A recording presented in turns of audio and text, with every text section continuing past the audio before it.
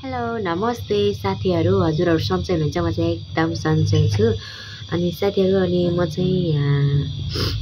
बच्चाहरू हेर्न आएको पनि आज भनौँ न 12-13 दिन भइसकेछ कि कति छिटो हैन हिजो अस्ति आएको जस्तो लागेको थियो नि त तर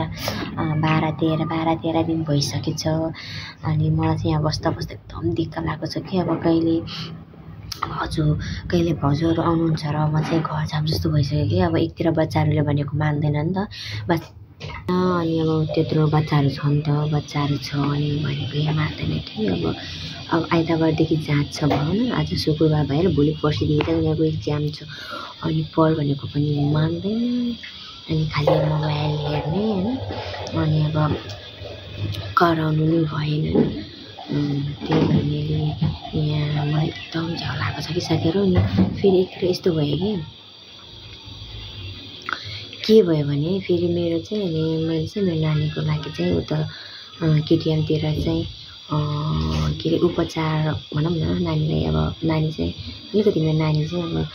हिँड्न बोल्न नसक्ने छिन् अनि त्यही भएर चाहिँ नानीको लागि मैले काठमाडौँ दिएको थिएँ अनि नानीको रिपोर्ट चाहिँ अब रिपोर्ट आउन बाँकी थियो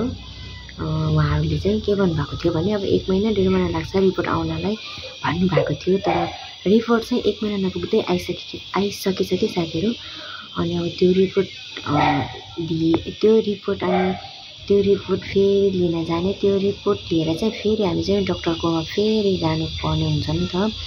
अनि यहाँ फेरि अब बच्चाहरू छ अनि अब उता जानको लागि साथी नै चाहियो हैन साथी नै चाहियो अनि यहाँ बच्चाहरूले छोडेर जाम त मिल्दैन अनि भाउजूहरू नि अब कहिले आउनुहुन्छ थाहै छैन अनि मलाई चाहिँ अलिक टेन्सन भइरहेछ कि अब रिपोर्ट के आयो होला अब अलि राम्रै रिपोर्ट आइदिए त हुन्थ्यो भन्ने पनि लागेको छ अब रिपोर्ट त आइसक्यो भन्छन् अब रिपोर्ट कस्तो आयो टेन्सन पनि भइरहेछ हैन अनि म चाहिँ के गरौँ कसो गरौँ कि अब भइरहेको थियो नि अनि मैले चाहिँ म त अलिकति आफ्नो हुन्छ नि आफ्नो दुःखहरू चाहिँ दुःख भनौँ न आफ्नो कुरा आफ्नो टेन्सन भइरहेको बेलामा चाहिँ अब यसरी सेयर गर्न पाए चाहिँ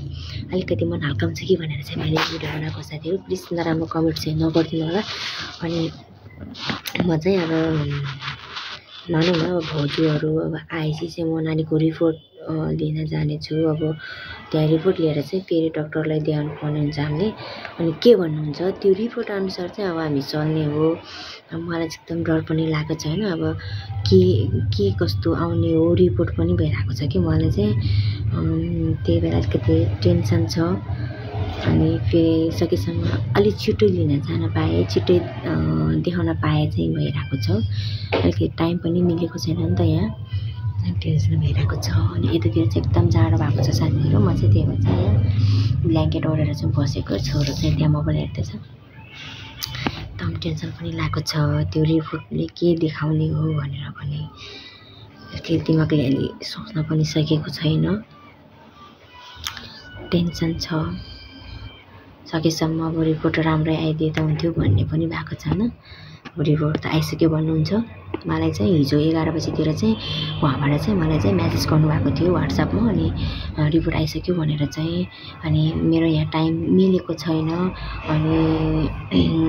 आजभोलि नै आउनु पर्ने हो कि के हो भन्दा चाहिँ अनि हजुरहरू जहिले आउँदा नि हुन्छ तर रिपोर्ट चाहिँ आइसक्यो भन्नुभएको थियो अनि त्यही भएर चाहिँ अब सकेसम्म छिटो रिपोर्ट चाहिँ अब डक्टरलाई देखाउन पाएको भए चाहिँ जस्तो चाहिँ मैले लागेर चाहिँ अनि यसो साथीहरू अनि हेरौँ अब उताबाट भाउजूहरू कहिले आउनुहुन्छ अनि उहाँहरू आउने बित्तिकै चाहिँ म फेरि नानीले लिएर चाहिँ काठमाडौँ जानुपर्ने हुन्छ सो साथीहरू हजुरहरूलाई अब मेरो भिडियो कस्तो लाग्छ हैन अब म चाहिँ अब लगातार भनौँ न मैले चाहिँ अब डेली भ्लगहरू हाल्नै सकेको छैन कि यहाँ फेरि अब हैन कोही कहिले के भइरहेको हुन्छ बच्चाहरूसँग टाइम नै भएको छैन कि मेरो चाहिँ त्यही भएर मैले चाहिँ अनि भिडियोहरू ल्याउनै सकेको छैन युट्युब जर्नी त सुरु गरेँ मैले तर भिडियोहरू चाहिँ रेगुलर चाहिँ मैले हाल्नै सकेन कि अब कहिले टाइम मिल्दैन हैन अब कहिले के कन्टेन्टहरू पाउँदिनँ अनि त्यही भइरहेको छ सो साथीहरू अब म चाहिँ अब भाउजू र आएपछि चाहिँ नानीको रिपोर्ट दिन जानेछु अनि डक्टरलाई देखाउनेछु। उहाँले के भन्नुहुन्छ हामी त्यही अनुसार चल्नेछौँ, तर सकेसम्म रिपोर्ट चाहिँ राम्रो नै आओस् भन्न चाहन्छु। म चाहिँ अलिकति मनमा डर पनि भइरहेको छ होइन, नानीको रिपोर्ट कस्तो आउने हो टेन्सन भइरहेको छ साथीहरू। म चाहिँ केही अब फेरि म नानीको रिपोर्ट अब डक्टरलाई देखाएपछि अब उहाँले चाहिँ के भन्नुहुन्छ म फेरि भिडियो ल्याउनेछु साथीहरू। हजुरहरूले चाहिँ मेरो भिडियो चाहिँ पुरा वाच गरिदिनु होला ल।